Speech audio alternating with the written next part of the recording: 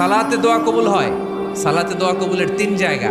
একটা হচ্ছে তাকবীরে তাহরিমার পরে আমরা সানা পড়ি না, আমরা তো একটা পড়ি, আল্লাহর হাবিব সুন্নাহ এবং নফল নামাজে আরো পড়তেন সানা, ওই দোয়া কবুল হয়। দুই নম্বর জায়গা সালাতে সেজদায় পড়ে দোয়া করলে কবুল হয়।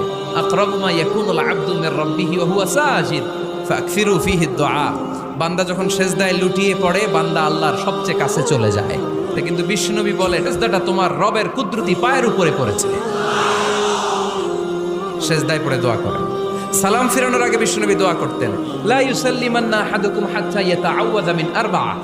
আল্লাহর হাবিব বললেন, চার জিনিস থেকে পানাহ না আছে আমার কোন উম্মত যেন সালাম না ফিরায়। তারা যেন পড়ে, আল্লাহুম্মা ইন্নী আউযু বিকা মিন আযাবিল কবর, আউযু বিকা মিন আযাবি জাহান্নাম, আউযু বিকা মিন ফিতনাতিল মাহইয়া ওয়াল মামাত, আউযু বিকা মিন ফিতনাতিল মাসিহিদ দাজ্জাল।